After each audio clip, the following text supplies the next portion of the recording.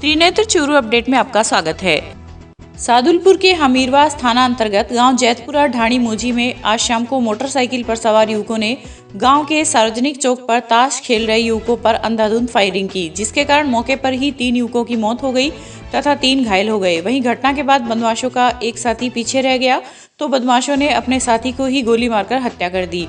घटना की सूचना मिलते ही पुलिस प्रशासन मौके पर पहुंचा एवं घटना का मौका निरीक्षण किया। वहीं मामले में एक आरोपी को पुलिस ने गिरफ्तार भी किया है।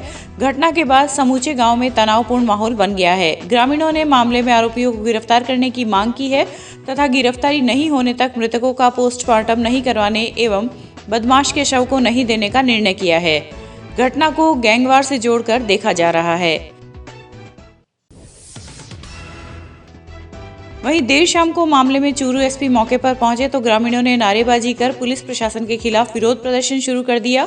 हालांकि मामले में पुलिस अधिकारी ने ग्रामीणों से वार्ता करने का प्रयास किया, लेकिन ग्रामीणों ने आरोपियों की गिरफ्तारी नहीं होने तक वार्ता करने से इनकार कर दिया। समाचार लिखे जाने तक मामला दर्ज नहीं हुआ है तथा एसपी चूरू सहित स्थानीय एएसपी पवन मीणा, डीएसपी बृजमोहन असवाल, थाना अधिकारी गुरु भूपेंद्र सिंह एवं हमीरवास थाना अधिकारी सुभाष चंद्र में पुलिस दल के साथ मौके पर थे।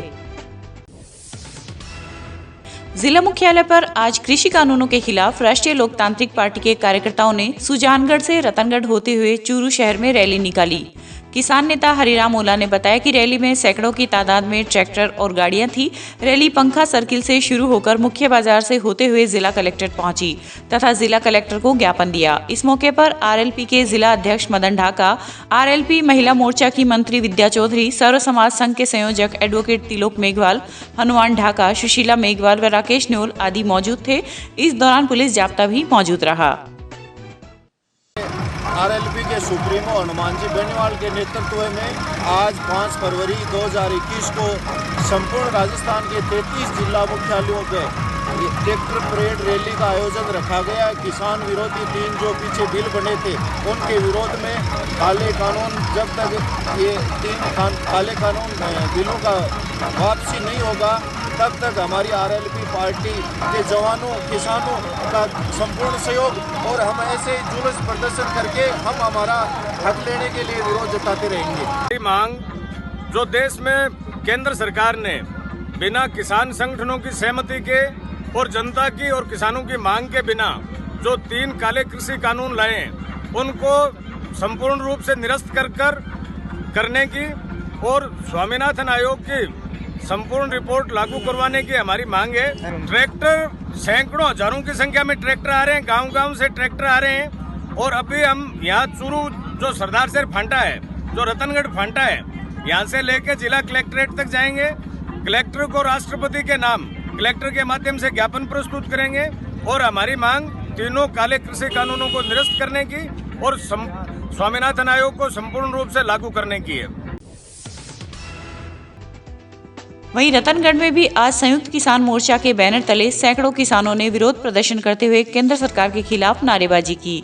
अशोक स्तंभ के पास स्थित किसान मजदूर भवन से शुरू हुआ विरोध जुलूस मुख्य मार्गों से होता हुआ उपखंड कार्यालय पहुंचा, जहां पर नारेबाजी करते हुए एसडीएम ऑफिस में राष्ट्रपति के नाम ज्ञापन सौंपा। ज्ञापन में केंद्र सरकार द्वारा पारित कृषि कानूनों को वापस लेने की मांग करते हुए एमएसपी कानून बनाने, किसानों पर दर्ज झूठे मुकदमे को वापस लेने, गिरफ्तार किसानों को रिहा करने, किसानों का संपूर्ण कर्जा माफ करने व डीजल व पेट्रोल की बढ़ी हुई दरें वापस लेने की मांग की है। साथ ही एक अन्य ज्ञापन में रतनगढ़ सालासर सड़क मार्ग पर निर्माणाधीन सड़क के लिए अधिग्रहण की गई किसानों की भूमि का मुआवजा देने की मांग भी की है। इस दौरान कांग्रेस नेता रमेश चंद्र इंदौरिया, किसान नेता हीरालाल कलवाणिया, नरेश गोदारा, शिक्षक नेता शुभकरण नैन, रामवीर सिंह रायका सहित कई लोग उपस्थित थे। केंद्रीय सरकार द्वारा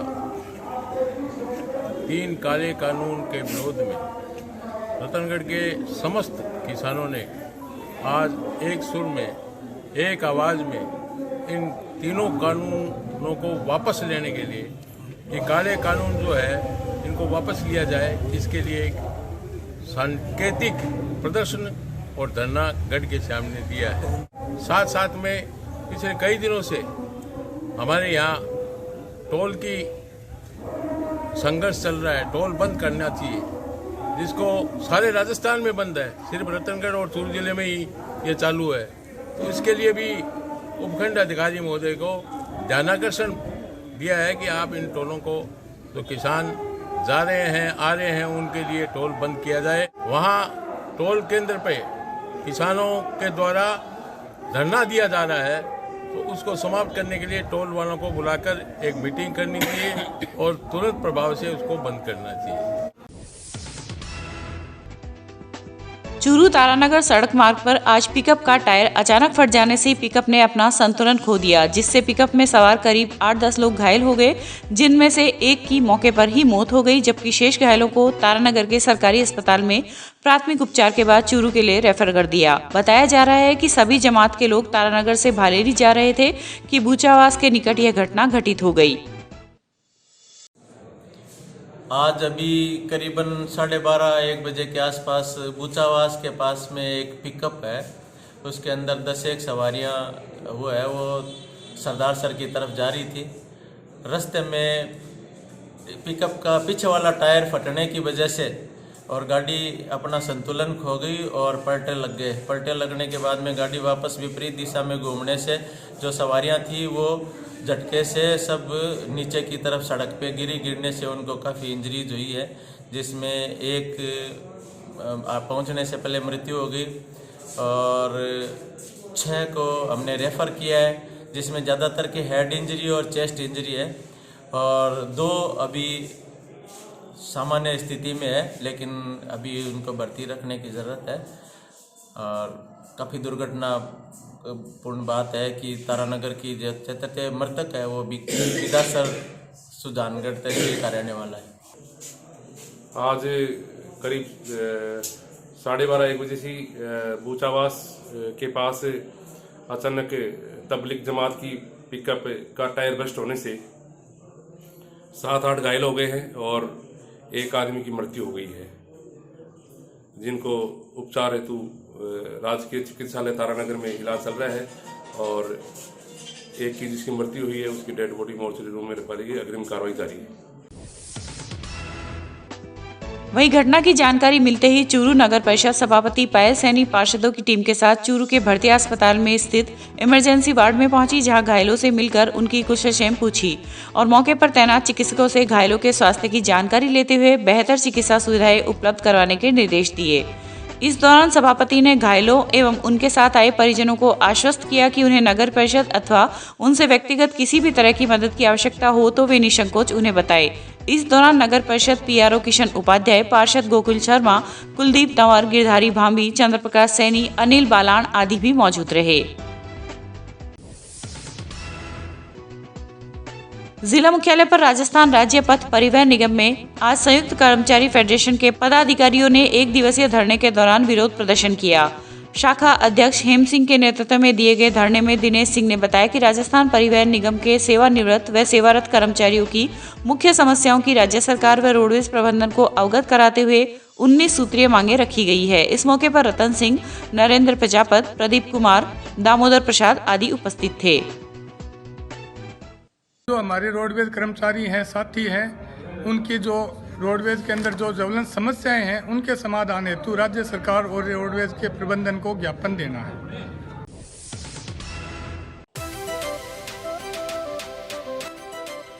श्री दादू दयाल सैंडस्टोन हमारे यहाँ पर करौली, धौलपुर, बंसी पहाड़पुर के पत्थरों पर कुशल कारीगरों के द्वारा नक्काशी व खुदाई का कार्य किया जाता है। अगर आपको अपने घर, फार्म हाउस, मंदिर की सजावट हेतु पत्थर की जाली, खूबसूरत फंवारे, सुंदर झरने, झरोके, गमले, शेर, हाथी, घोड़े, मूर्ति, भव्य चौखट, लैंप, सोफा सेट, छतरी, आकर्षक पिलर बनवाने हो तो संपर्क करें श्री दादू दयाल सैंडस्टोन, टी पॉइंट, सरदार शहर रोड, रतनगढ़। प्रोपराइटर पप्पू राम सैनी, दोसा वाले।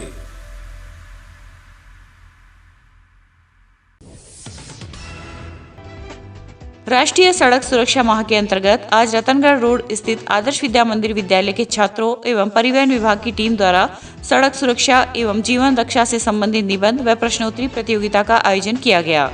जिला परिवहन अधिकारी संजीव कुमार दलाल ने बताया कि जिला सड़क सुरक्षा समिति चूरू के अध्यक्ष मोहनलाल शर्मा, चाइल्ड हेल्पलाइन के जिला समन्वयक कपिल भाटी, टीम सदस्य जयंत पांडे, मोटर वाहन उप निरीक्षक हरिराम ढाका आदि के सहयोग से विद्यालय में निबंध प्रतियोगिता का आयोजन किया गया। प्रतियोगिता का उद्देश्य सड़क सुरक्षा एवं यातायात नियमों के बारे में जन चेतना का विकास हो सके तथा भारत सरकार द्वारा आयोजित राष्ट्रीय सड़क सुरक्षा माह का सफल आयोजन हो सके। इस अवसर पर विद्यालय के प्रधानाचार्य किशन लाल सैनी ने परिवहन विभाग का आभार जताते हुए कहा कि राष्ट्रीय महत्व के कार्यक्रम में हमारे विद्यालय का चयन किया जाना गर्व की बात है। आज सड़क सुरक्षा माह के जागृति अभियान के अंतर्गत आदर्श स्कूल के अंदर निबंध प्रतियोगिता और निबंध प्रश्नोत्तरी प्रतियोगिता का आयोजन किया जा रहा है, जिसके अंदर जो भी विद्यार्थी प्रथम दिए उनको सम्मानित किया जाएगा और अन्य भी प्रोग्राम है वो आगे इस विद्यालय में सड़क सुरक्षा जीवन रक्षा थीम के ऊपर किए जाएंगे। 18 जनवरी से 17 फरवरी तक चलाए जा रहे सड़क सुरक्षा अभियान के अंतर्गत आज रतनगढ़ में नेशनल हाईवे 11 पर वाहन चालकों को जागरूक किया गया। सड़क सुरक्षा अभियान के अंतर्गत पुलिस एवं टीडीआसर टोल प्लाजा के कर्मचारियों ने बीरमसर व टीडीआसर के पास वाहन चालकों को सड़क सुरक्षा जागरूकता के पैम्पलेट्स वितरित किए तथा यातायात नियमों की पालना करने के लिए जागरूक किया। इस मौके पर बीरमसर चौकी प्रभारी जितेंद्र महण, टोल कर्मचारी उदयभान सिंह, ओमजीत सिंह, गिरधारी, राकेश, रवि आदि उपस्थित थे। गृह मंत्रालय की गाइडलाइन के बाद प्रदेश के मुख्यमंत्री अशोक गहलोत द्वारा गत माह से कक्षा 9 से 12 तक की कोरोना गाइडलाइन की पालना की शर्त पर खोले गए स्कूलों की व्यवस्थाओं का जायजा लेने आज सभापति पायल सैनी ने जिला मुख्यालय स्थित पारक बालिका विद्यालय का औचक निरीक्षण कर विद्यार्थियों को कोरोना गाइडलाइन के अनुरूप की जा रही व्यवस्थाओं की जानकारी ली। इस अवसर पर छात्रों को संबोधित करते हुए सभापति ने कहा कि भले ही प्रदेश में कोरोना की वैक्सीन आ गई है, लेकिन कोरोना पूरी तरह से खत्म नहीं हुआ है। अभी भी हमें मास्क और सामाजिक दूरी जैसी सावधानियां अपनानी होगी। चुरू के अंदर कोविड केसेस 0 आ रहे हैं, कोरोना वैक्सीन भी आ चुकी है और इसी के तहत जो स्कूल है, विद्यालय है, वो सभी खोले गए हैं। आज उन विद्यालयों का निरीक्षण किया गया है, तो निरीक्षण में ये पाया गया कि अधिकतर बच्चों ने मास्क लगा रखे हैं। कुछ बच्चे हैं जो बिना मास्क लगाए भी आ रहे हैं, उनको मास्क वितरित किए गए हैं। साथ ही स्कूल के जो प्रिंसिपल अध्यापक गण हैं उनसे भी समझाइश की गई है कि बच्चों को बिना मास्क के प्रवेश ना दें और सभी को मास्क वितरित करें। नगर परिषद के द्वारा अगर मास्क की जरूरत है तो नगर परिषद से मास्क लें, लेकिन कोई भी बच्चा जो है वो बिना मास्क के ना आए। विभिन्न प्रकार के समाचार पत्रों से ये ज्ञात हो रहा है कि जहां जहां कॉलेजेस खुले हैं वहां पर ध्यान न रखने की वजह से, एहतियात अगर नहीं बरती जाती है तो बच्चों में भी केसेस आ रहे हैं। इसीलिए आज ये औचक निरीक्षण किया गया है। गोवर्धन प्रसाद टांटिया राजकीय सामुदायिक स्वास्थ्य केंद्र बीदासर पर आज द्वितीय चरण के दूसरे दिन नगरपालिका के एन हंसराज ने कोविड-19 वैक्सीन टीकाकरण लगवाकर अभियान की शुरुआत की। इस दौरान नगरपालिका के कार्मिकों व सफाई कर्मचारियों के भी टीकाकरण किया गया। वैक्सीन प्रभारी डॉक्टर महिमा चौधरी ने बताया कि कोविड-19 वैक्सीन पूर्णतः स्वास्थ्य के लिए लाभदायक है और अभी तक इस वैक्सीन टीकाकरण का यहां कोई भी दुष्परिणाम नहीं मिला है। वहीं टीकाकरण होने के बाद 30 मिनट तक कर्मचारियों को निगरानी कक्ष में रखा जाता है। इस अवसर पर सीएससी इंचार्ज धर्मवीर स्वामी, मनमोहन शर्मा, एएनएम संतोष आदि उपस्थित थे। जितने भी लोग हैं उनको कोरोना वैक्सीन लग रही है आज, और कोरोना वैक्सीन से कोई भी रिएक्शंस नहीं हुए अभी तक किसी के भी, और 100% रिजल्ट रहा है। जितने भी लोगों के लगी है कोई रिएक्शंस नहीं आ रही है, तो it is safe for everyone. और जिसकी भी लिस्ट के अंदर सावधानी मैडम रखी जा रही है ना, सावधानी के अंदर डिस्टेंस रखो और मास्क लगा के रखना है। और जितने भी जब तक ये पूरा चला नहीं जाता है तब तक डिस्टेंस मेंटेन करके रखनी है। अयोध्या में बनने वाले भगवान श्री राम मंदिर के निर्माण के लिए राष्ट्रीय सेवा समिति ने निधि समर्पण अभियान के द्वितीय चरण के अंतर्गत आज रतनगढ़ शहर के विभिन्न वार्डों में जनसंपर्क किया। इस दौरान समिति की जिला संपर्क प्रमुख विशाखा जोशी ने कहा कि उक्त अभियान 15 फरवरी तक चलेगा तथा इसमें सनातन धर्म से जुड़े लोगों से संपर्क कर निधि का संग्रहण किया जा रहा है। इस अवसर पर राधा जोशी, प्रियंका जांगिड़, सुरभि शर्मा, माया सांखोलिया सहित कई लोग उपस्थित थे। रतनगढ़ में आज नवनिर्वाचित पार्षद रामगोपाल चौधरी का अभिनंदन किया गया। सरिता पढ़ियार के नेतृत्व में हनुमान बालिका स्कूल के पास महिलाओं ने चौधरी का तिलकार्चन कर माला पहनाई तथा मुंह मीठा करवाया। इस अवसर पर मगन कंवर, विमला देवी प्रजापत, सुगनी देवी मेघवाल, विष्णु सोनी, हरीश चौधरी, रामनिवास खेतान, संजय चौधरी, कैलाश सर्राफ सहित कई लोग उपस्थित थे। साहित्य अकादमी नई दिल्ली की ओर से वेबलाइन सीरीज में राजस्थानी साहित्य में पत्रकारिता विषय पर एक सिंपोजियम राजेंद्र बाहरट की अध्यक्षता में आयोजित किया, जिसमें दूलाराम सहारण चूरू, डॉक्टर घनश्याम नाथ कच्छावा सुजानगढ़, शंकर सिंह राजपुरोहित बीकानेर और सुखदेव राव जोधपुर ने पत्र वाचन किया। अकादमी में राजस्थानी भाषा के प्रभारी ज्योति कृष्ण वर्मा ने बताया कि कोरोना काल में अकादमी साहित्य की गतिविधियों को ऑनलाइन आयोजित कर रही है। वही मान्यता प्राप्त सभी 24 भाषाओं में ये आयोजन हो रहे हैं और पूरी दुनिया के लोग इससे जुड़ रहे हैं।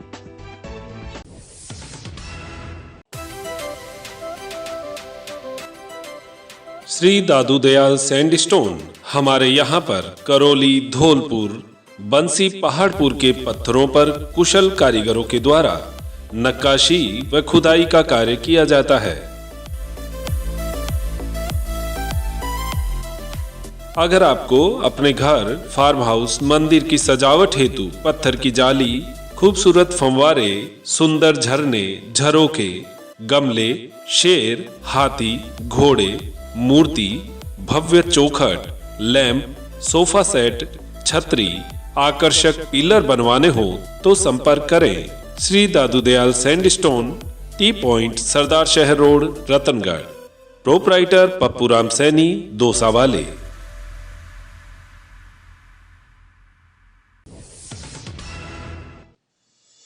गांधी जी के ग्राम स्वरोजगार सपने को साकार करने हेतु पंचायती राज संस्थाओं के चयनित प्रतिनिधियों की प्रभावी भूमिका के लिए जिले की प्रत्येक पंचायत समिति के 6 मास्टर ट्रेनर तैयार करने हेतु पेंशनर समाज सभागार चूरू में आज 5 दिवसीय प्रशिक्षण शिविर का समापन हुआ। प्रशिक्षण शिविर में जिला ट्रेनर एडवोकेट रामेश्वर प्रजापति ने पूर्व जन प्रतिनिधि के रूप में सूचना के अधिकार व जन सूचना पोर्टल की सूक्ष्म जानकारी दी। उन्होंने कहा कि जन सूचना पोर्टल के अंतर्गत आमजन को भविष्य में किसी भी विभाग से जानकारी प्राप्त करने के लिए सूचना आवेदन की आवश्यकता नहीं पड़ेगी। सरदारशहर तहसील के गांव राजासर बीकान में गुरुवार को राजकीय बालिका उच्च प्राथमिक विद्यालय में विज्ञान मेला एवं विज्ञान प्रदर्शनी का आयोजन किया गया, जिसमें मुख्य अतिथि मुख्य ब्लॉक शिक्षा अधिकारी शशिबाला खत्री, विशिष्ट अतिथि अतिरिक्त मुख्य ब्लॉक शिक्षा अधिकारी प्रथम अशोक कुमार गौड़ थे। वहीं अतिरिक्त मुख्य ब्लॉक शिक्षा अधिकारी द्वितीय बाबूलाल शर्मा ने कार्यक्रम की अध्यक्षता की। प्रदर्शनी में ग्लोबल वार्मिंग व इको फ्रेंडली एनवायरनमेंट आदि का प्रदर्शन किया गया। इस अवसर पर संस्था प्रधान जगदीश जोशी ने सभी अतिथियों का स्वागत कर आभार व्यक्त किया। चूरू के श्री राम मंदिर का 37वां वार्षिक उत्सव आज सुबह पूजा अर्चना के साथ प्रारंभ हुआ। 2 दिवसीय इस आयोजन में विभिन्न प्रकार के कार्यक्रम का आयोजन किया जाएगा। इस अवसर पर ट्रस्टी जगदीश प्रसाद ने पूजा व संकीर्तन का शुभारंभ किया। वहीं शनिवार दोपहर 12:15 बजे महाआरती का आयोजन होगा। इस मौके पर मंदिर में भव्य सजावट की गई है। श्रद्धालुओं से कोरोना गाइडलाइन का पालन करते हुए दर्शन करने को कहा। इस दौरान प्रवासी अजय मंडावेवाला, नवीन मंडावेवाला, प्रमोद मंडावेवाला आदि ने पूजा अर्चना व कीर्तन में भाग लिया। मतलब आज के दिन वो मांगसर वदी दशमी के दिन भगवान की मूर्ति स्थापना हुई थी और आज 37वां वार्षिकोत्सव मनाया जा रहा है। और एक दिन पहले 24 घंटे का अखंड कीर्तन चलता है। हरे राम हरे कृष्णा हरे कृष्णा हरे कृष्णा के नाम से इस ध्वनि से अखंड दीपक होता है। और इसके बाद दूसरे दिन भगवान की 12 बजे महाआरती होती है और हमारे मंदिर के सभी ट्रस्टी लोग आते हैं और बराबर इस प्रोग्राम को बड़े मन से और बड़े स्नेह और प्रेम के साथ मनाते हैं। ग्राम लाछरसर स्थित बड़ौदा राजस्थान क्षेत्रीय ग्रामीण बैंक में आज पर्यावरण प्रेमी शिक्षक बाबूलाल तुनगरिया ने कोरोना वायरस संक्रमण रोकथाम व जन जागरूकता अभियान के शाखा प्रबंधक जय प्रकाश को बैंक कर्मचारियों व ग्राहकों को वितरण करने हेतु मास्क भेंट किए। इस दौरान शाखा प्रबंधक ने तुनगरिया के इस कार्य की सराहना करते हुए कहा कि कोरोना वायरस से बचने के लिए सोशल डिस्टेंसिंग रखना जरूरी है। वहीं हाथों को बार बार धोएं और सफाई का पूरा ध्यान रखें। इस अवसर पर परमेश्वर लाल, मोनालिसा तंवर, दीपिका सुथार, महावीर प्रसाद व्यास सहित अनेक लोग उपस्थित थे। कोरोना काल में जैसे गुरुजी ने पहले भी बैंक के स्टाफ और ग्राहकों के लिए मास्क वितरित किए थे, आज पुनः इन्होंने ये एक बहुत ही सेवा भाव का कार्य किया है। ये मास्क इन्होंने खुद ही बनाए हैं घर पे और ग्राहकों और स्टाफ के लिए इन्होंने दिया है, क्योंकि कोरोना काल अभी वैक्सीन भी तैयार हो गई है, लेकिन हमें सावधानी रखने की अभी आवश्यकता है। मास्क लगाना ज़रूरी है जब तक वैक्सीन सभी को नहीं लग जाती है, और 2 गज दूरी रखना भी ज़रूरी है। तो अपने स्वास्थ्य का ध्यान रखते हुए मास्क का प्रयोग करें। सरदारशहर के गांव बालासर में पशुपालन विभाग की ओर से चिकित्सा शिविर व गोष्ठी का आयोजन किया गया, जिसमें 42 पशुपालकों को निःशुल्क दवा वितरित की गई। इस अवसर पर नोडल अधिकारी डॉक्टर केसरी चंद नाई ने पशुपालन विभाग की योजनाओं की विस्तार से जानकारी दी तथा NAIP योजना में गाय व भैंस में निःशुल्क कृत्रिम गर्भाधान कराने, नकारा नर पशुओं का बधियाकरण, टीकाकरण कराने व पशुओं में टैग लगाकर इनाफ में पंजीयन पर विशेष जोर दिया। परंपरागत खेती के साथ साथ जिले के किसान अब खेती में नए नए नवाचार भी कर रहे हैं। इसी सिलसिले में आज आपकी मुलाकात करवाते हैं चूरू तहसील के गांव रायपुरिया के प्रगतिशील किसान नेमीचंद शर्मा से और जानते हैं थाई एप्पल बेर की खेती की संपूर्ण जानकारी। देखिए डॉक्टर मनोज योगाचार्य की यह खास रिपोर्ट। नेमीचंद जी शर्मा हमारे साथ हैं और आप रायपुरिया गांव जो कि चूरू तहसील में पड़ता है और चूरू तहसील का लगभग लास्ट गांव है, तो आपका बहुत बहुत स्वागत है नेमीचंद जी। बहुत नमस्कार आपको। आपने बहुत अच्छे बेर हमें खिलाए और बड़े मीठे बेर हैं और खट्टा मीठा स्वाद जो है वो इसमें हमें आ रहा है, तो बड़ा आनंद मिला इस बेर को खा के। तो ये बेर जो है आपने यहाँ पर लगाने की शुरुआत कैसे की? हमारा किसान भाई अगर कोई बेर लगाना चाहता है कैसे लगाएगा बताइए। देखो जी, सबसे पहले मैं भिवाड़ी रहता था और भिवाड़ी के आसपास 1-2 जगह शहर है छोटे छोटे कस्बे मान लो, उसके अंदर ये झाड़ियाँ लगी हुई थी और उस टाइम में मैंने देखा वो बेर लगते थे, लेकिन वहाँ तो क्या कि बिक्री का सोर्स बहुत कुछ है वहाँ, क्योंकि वो इंडस्ट्री एरिया है। अगर 50 रुपये की कीमत का मान के चलते हैं तो उसको अगर दुकानदार है वो अगर 100 रुपये में दे दिया तो वहाँ खरीदने वाले बहुत बैठे हैं जी, क्योंकि इंडस्ट्रीज है उसमें तो सब बिक जाता है मार्केट है। हाँ, हर मार्केट है, खुला मार्केट है वहाँ पर। लेकिन वहाँ भी इतना पता तो मैंने नहीं किया, लेकिन वहाँ जैसे कोई फार्मेसी के अंदर इसका उपयोग होता था कि इस एप्पल बेरी का जूस निकल जाए और जूस निकलने के बाद ये बिक्री में आता था और ये लगभग 90 रुपये लीटर के पैसे मिलते थे इसके। अच्छा। तो मैंने ये सोचा कि चलो अपन भी अपना खेत ऐसे ही पड़ा है तो इसमें कुछ लगा लें और लगाने के बाद फिर पता करेंगे कि भी वहाँ जाके पता करेंगे भी कौन सी फार्मेसी में कहाँ बिकता है इसका जूस, कैसे निकलता है, क्या प्रोसीजर है। लेकिन वो सेटिंग तो बैठी नहीं, क्योंकि अब तो लॉकडाउन के बाद सारा सिस्टम ही उथल पुथल हो गया। सही बात है। इसलिए ये बेर तो झाड़ियाँ भी लगा ली और पिछली साल फसल भी इसमें काफ़ी हुई थी जी। कृषि अधिकारी जी है कुलदीप जी शर्मा, हाँ जी, उनसे मैंने मीटिंग की हाँ जी, इस मामले में हाँ जी, कि भी ये लगाएं, कहाँ से लाएं, कैसे लाएं।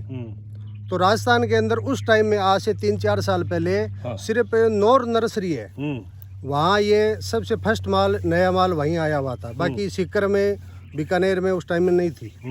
तो मैं वहाँ गया गाड़ी ले गए और वहाँ से ये लगभग 400 पेड़ वहाँ से मैं खरीद के लाया। उन पेड़ों को आपने यहाँ तक पहुँचाया, लगाने के लिए क्या पूर्व तैयारियाँ की? मैंने लगाने के लिए इसका पौधे की दूरी तो 10 फीट और लाइन टू लाइन की दूरी 14 फीट रखी। अच्छा। और हर गड्ढा 3x3 का खोदा और उसके अंदर गोबर की खाद प्लस काली मिट्टी, जो काली माटी आती है जोड़ की, पायतन की नीचे की वो, प्लस ऊपर की यहाँ की 6 इंच की मिट्टी, वो मिक्स करके उस गड्ढे के अंदर भर दिया और भरने के बाद उसमें पानी भर दिया और पानी भरने के बाद वो जो पौधे लाए हुए थे उनको सही तरीके से पन्नी उतार के, और वो सबसे पहले मैंने गड्ढा खोद लिया। उस गड्ढे को मैंने 1 महीने रखा धूप के अंदर और उसके बाद वो मिट्टी से भर दिया 1 महीने बाद और फिर पानी से भर दिया। वो पानी एक दिन तक पड़ा रहा, दूसरे दिन वो पौधे को मैंने लगा दिया जी। तो अब उसके बाद में आपको फसल कितने महीने बाद में, साल भर बाद में मिली? फसल तो वैसे तो जिस टाइम मैंने लगाया उसी साल ही फसल तो आ गई थी, लेकिन जो नर्सरी वाले थे उनके निर्देशानुसार उन्होंने कहा कि भी पहली साल तो फसल अपने को लेनी ही नहीं है, इसका जो वो फाल आता है उसको तोड़ दो, उसको तोड़ दो। हाँ जी। मैंने तोड़ दिया, लेकिन कहीं भी रह गया, थोड़े बहुत लगे भी थे जी। और इसके दूसरी साल काफी फल आया। पिछली साल पिछली साल जबरदस्त फल आया और लगभग इस 2 बीघा के अंदर 170 कुंटल बेर हो गए। अच्छा, कितनी टोटल झाड़ियाँ कितनी हैं? ये 400 के लगभग है। 400 झाड़ियों में आपने 170 क्विंटल बेर लिए। तो 170 क्विंटल बेर को तोड़ने का, लगाने का क्या आपको कुछ मुसीबत हुई, या मजदूरी, जैसे कहते हैं मजदूरी भी लगती है और भी लगती है, या एक व्यक्ति कर लेता है आराम से?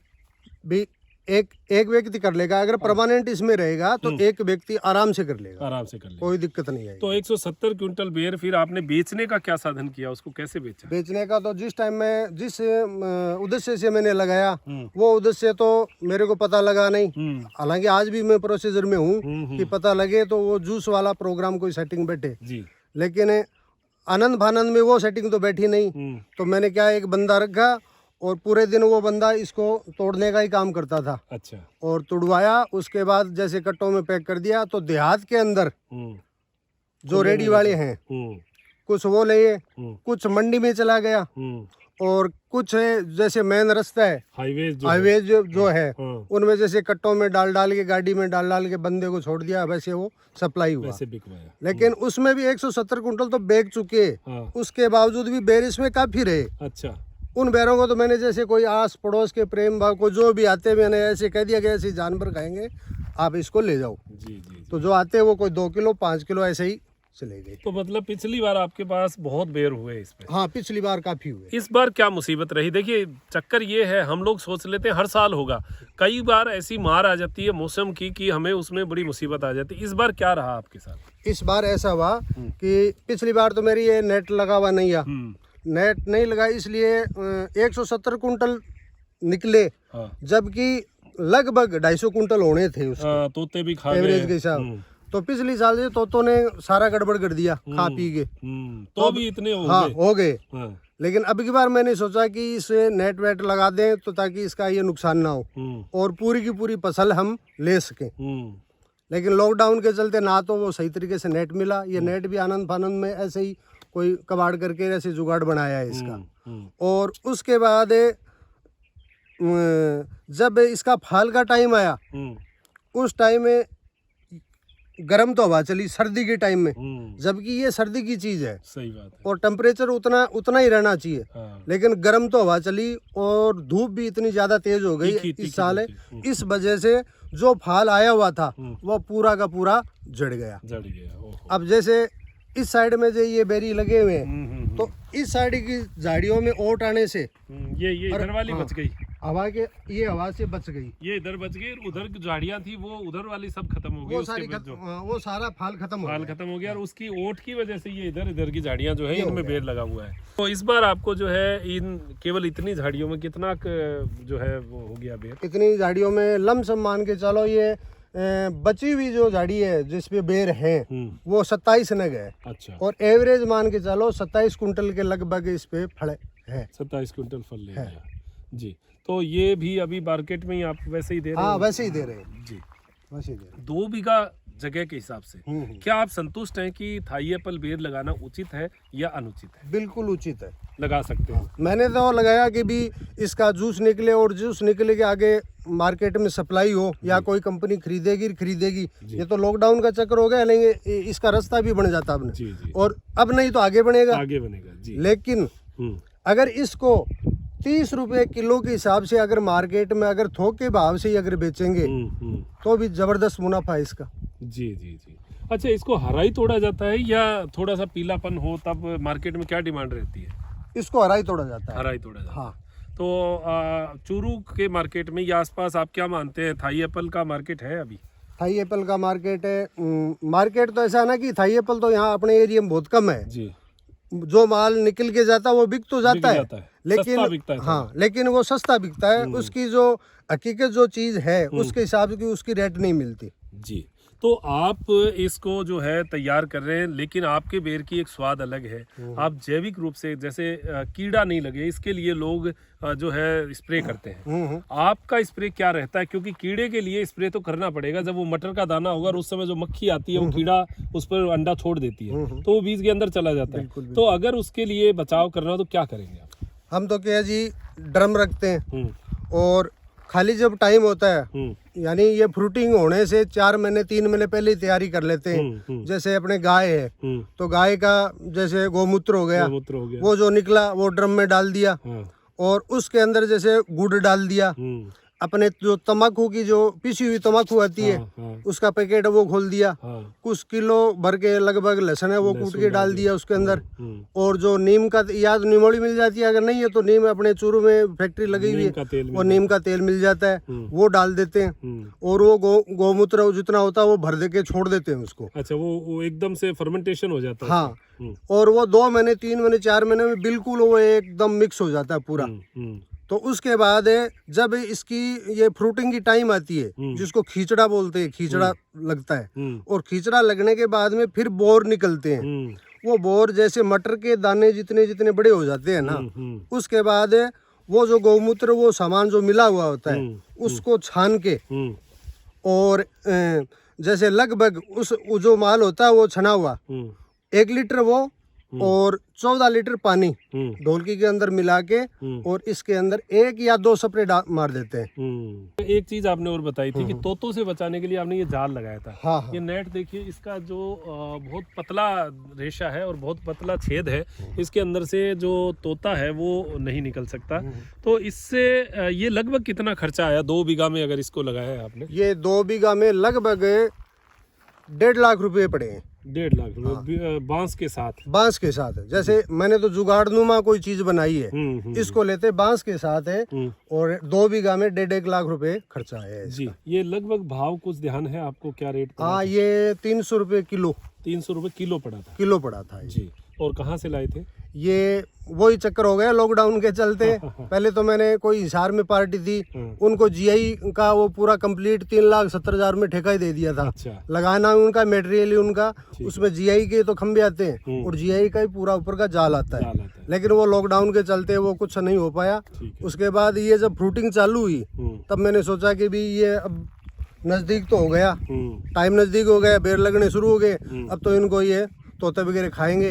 तो मैंने ये जुगाड़ बनाया, तो गुजरात से मंगाया, कुछ ये जाड़ है वो नीमच से मंगाया और मंगा के आनंद फानंद में मंगा के वैसे ही जल्दबाजी में करके वो सिस्टम बना दिया। चलिए, तो अब इसके बीच में जो जगह बची है, क्या इसको सब्जी के रूप में काम में लिया जा सकता है? बिल्कुल लिया जा सकता है जी, लिया जा सकता हाँ, अगर मेहनत करने वाला हो, कुछ काम करने वाला हो तो उसके बीच में ये 14 फुट जगह पड़ी है काफी। हाँ, तो इसमें आराम से सब्जी का काम किया जा सकता है जी। तो आप देखें बीच में जो है बेड बनाए जा सकते हैं, 2 या 3 बेड बन सकते हैं और उसमें फिर ड्रिप डाली जा सकती है। तो ये अगर मल्टी लेवल फार्मिंग का सा एक फार्मूला जो है आपको मिल सकता है बागवानी के साथ सब्जी, तो ये एक मौके का काम था, इसलिए हम यहाँ आए, देखने के आए। बड़ा इंटीरियर खेत है, बहुत ही अंदर जाकर इन्होंने ये लगाया है, लेकिन एक ये मन का एक ताकत होती है, एक समर्पण का भाव होता है जो व्यक्ति इस प्रकार की खेती कर पाता है।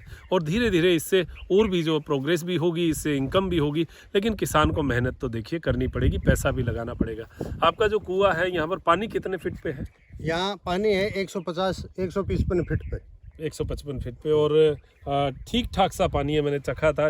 हाँ, ठीक ठाक सा मीडियम साइज का पानी 3 से 4 इसी का पानी है। हाँ, आपका ज्यादा बढ़िया भी नहीं है और ज्यादा घटिया भी नहीं है जी। अच्छा, खेत के आसपास आपके क्या भाव रहते हैं लगभग, अगर कोई बिकता है खेत? तो खेत के आसपास लगभग लाख रुपए मान के चलो। लाख 1 रुपए। अभी मैंने 7 बीघा जमीन और खरीदी है जी, वो लाख रुपए बीघे के हिसाब से लिए, पास में ये रास्ते में ही आती है जी। तो आप इसी प्रकार का बागवानी का मॉडल देख रहे हैं या 2 ही बीघा में रखेंगे? बिल्कुल, मैं जो ये 32 बीघा पूरा है ना, इसका मॉडल इसी में देख रहा हूँ, बागवानी में। चलिए, और ये एक आसान रास्ता भी है, मतलब एक किसान के लिए ज्यादा बिल्कुल। अगर 2 साल 4 साल पैसे लगाने की हिम्मत और टाइम का इंतजार करने की अगर हिम्मत हो तो ये संभव है और सक्सेस भी हो जाएगा। बहुत बढ़िया। तो मैं नेमित चंद जी के नंबर देखिए डिस्क्रिप्शन में दे दूंगा, वैसे स्क्रीन पे तो नहीं दूंगा वरना आप बहुत फ़ोन कॉल करेंगे, तो इनके नंबर दे दूंगा। तो अगर किसी को वाकई में डिस्कस करना हो तो आप इनसे व्हाट्सएप पे बात करिएगा, फ़ोन मत करिएगा। फ़ोन करने से बहुत ज़्यादा डिस्टर्ब होते हैं व्यक्ति।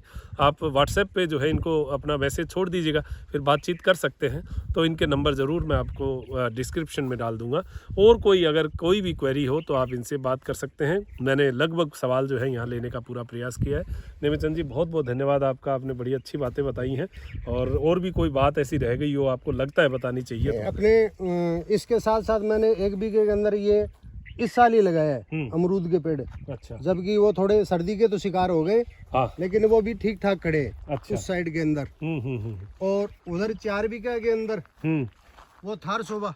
अच्छा, थार शोभा खेजड़ी वो भी मैंने लगाई है जी। उसको लगभग हो गए 1.5 साल जी। तो अगर 1.5 या 2 साल और इंतजार करेंगे तो उसमें भी सांगरी की फसल है वो चालू हो जाएगी। हम जरूर आएंगे उस दिन, रिकॉर्डिंग करने आएंगे आपकी थार शोभा की जो है वो रिकॉर्डिंग भी करेंगे। तो इस विषय पे, थार शोभा के विषय पे भी हम बाद में बात करेंगे। आज हमारा जो है ये विषय रहा बेर का, और आप बहुत कुछ जान गए होंगे, नहीं जाने तो और भी हम लोग आपके लिए वीडियोस लेकर आते रहेंगे। अब दीजिए इजाज़त मुझे, डॉक्टर मनोज योगाचार्य को, मेरे साथी नरेश जी के साथ। त्रिनेत्र टीवी के लिए नमस्कार।